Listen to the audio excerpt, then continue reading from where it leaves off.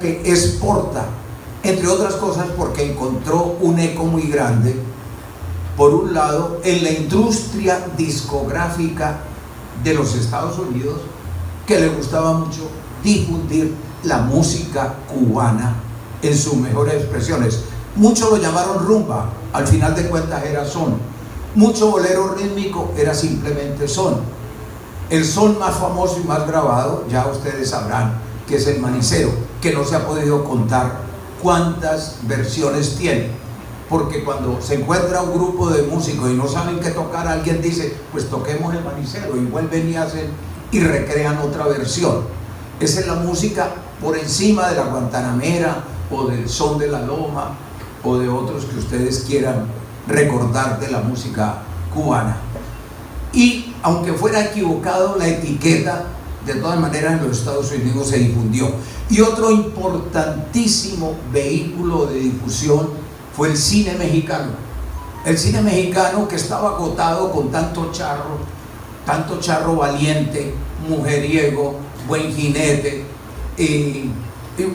muy cantador, pero cantador de guaperías y de tristezas, que terminaban muchas veces en balazos y en muerte del mejor amigo o del enemigo, al estilo de el gran Indio Fernández, gran director y actor del cine mexicano. Pero siempre el argumento se obligaba, se forzaba para meter un motivo diferente, y encontró un solaz, sobre todo cuando llegó la invasión del mambo, de ese genio extraordinario que alabó, entre otras cosas, a Leo Carpentier primero, y después Igor Stravinsky, a quien le preguntaron en Buenos Aires cuál le parece a usted el revolucionario más importante entre los compositores latinoamericanos. Y el viejo se paseaba, eso me lo contó Blas Emilio Teortúa, quien estaba allí en Buenos Aires estudiando, que el viejo se paseaba fumando. En aquellos tiempos, recuerden cómo era la permisividad con el cigarrillo, ¿no? En las aulas se paseaba, y de pronto, cuando le decían nombres, no, que Villalobos, que Revueltas, que Camargo Guarnieri, o incluso el profesor de Piazzolla, que no recuerdo en este momento, etcétera, de pronto se dio la vuelta y dijo Pérez Prado. Ese es el más revolucionario que yo encuentro en la música de América Latina. Y además conmovió el jazz. No sé si fue por ironía o qué, pero su orquesta fue elegida como la mejor orquesta del jazz en los años 50, en alguno de esos años que no recuerdo precisamente. Entonces, con esos patrones, con ese predominio de la música cubana, ¿qué sucede? Que la expresan los puertorriqueños a su manera.